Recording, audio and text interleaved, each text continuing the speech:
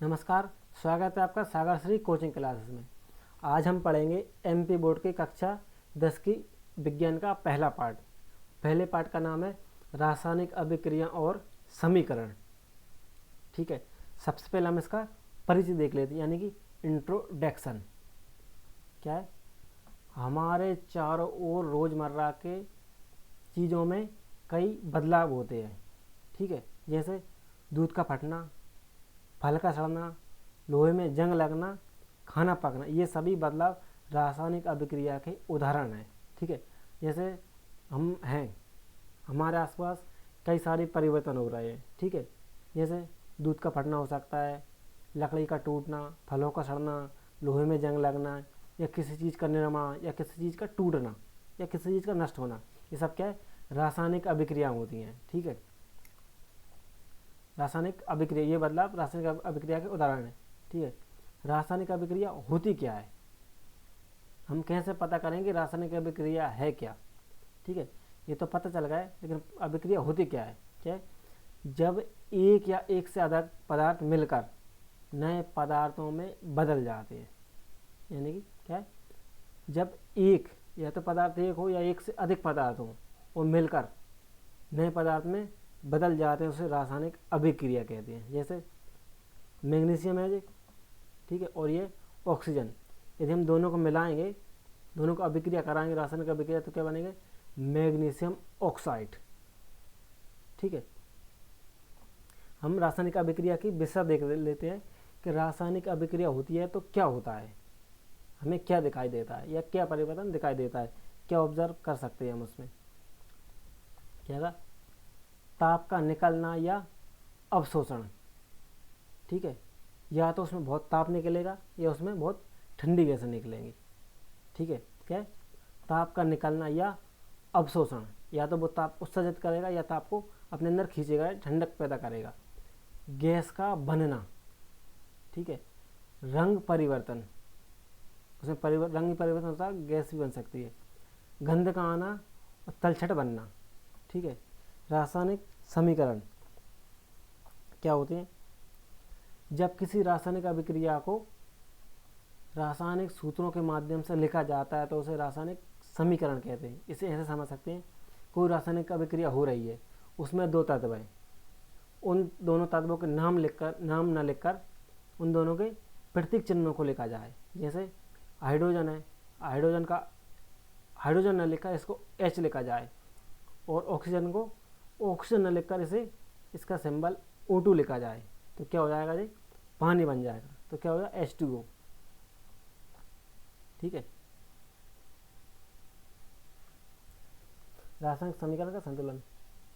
समीकरण में प्रतिक्रिया से पहले और बाद में परमाणु की संख्या बराबर होना चाहिए।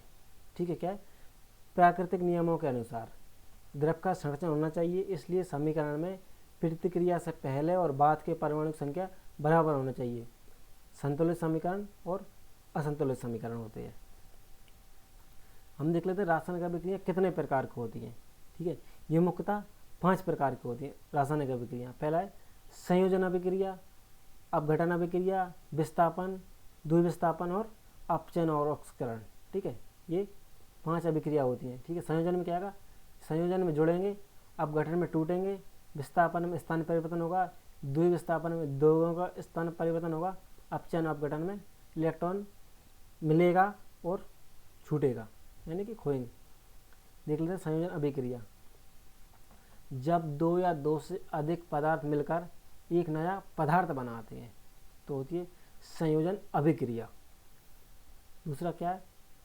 अपघटन अभिक्रिया। एक यौगिक गर्मी, प्रकाश या विद्युत के प्रभाव में, किस किस के प्रभाव में? एक कोई यौगिक है, ठीक है, गर्मी, प्रकाश या विद्युत के प्रभाव में टूटकर सरल हो जाता है, तो होती है अपघटन रासायनिक अभिक्रिया। कौन सी होती है? अपघटन, ये एक रासायनिक अभिक्रिया है। विस्थापन अभिक्रिया, एक सक्रिय तत्व यौगिक से दूसरे तत्व को विस्थापित कर देता है, तो होती है विस्थापन अभिक्रिया, यानी कि इसके जगह को बदल रहा है, स्थान को परिवर्तित कर रहा है। द्विविस्थापन अभिक्रिया क्या है?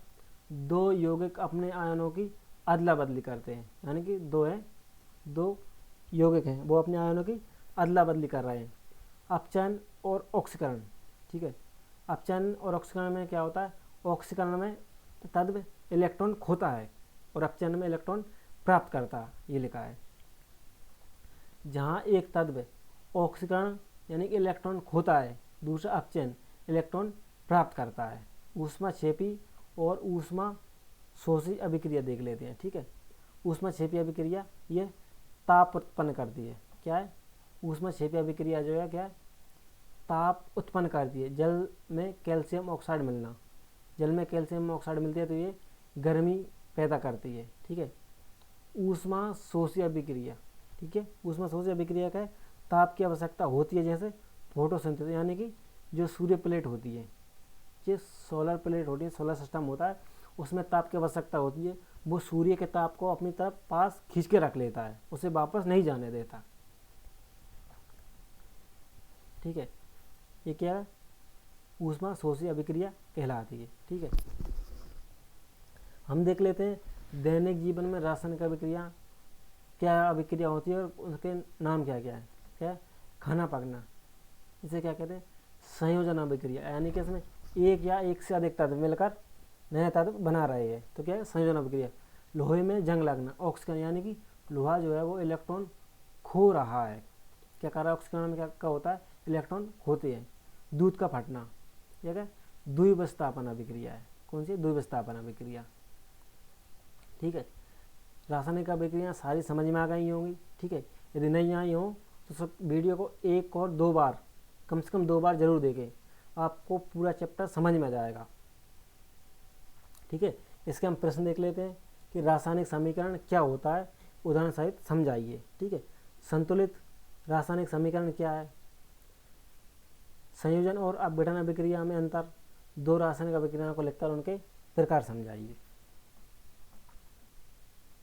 ठीक है। इस अध्याय में हम विज्ञान की बुनियादी समझ विकसित कर सकते हैं, यानी कि जो रासायनिक अभिक्रिया हैं वो हमारे जीवन का हिस्सा है, जिन्हें हम बदलते देखते हैं, इसलिए उनको समझना बहुत ज़रूरी है। इस अध्याय में हम विज्ञान की बुनियादी समझ विकसित कर सकते हैं।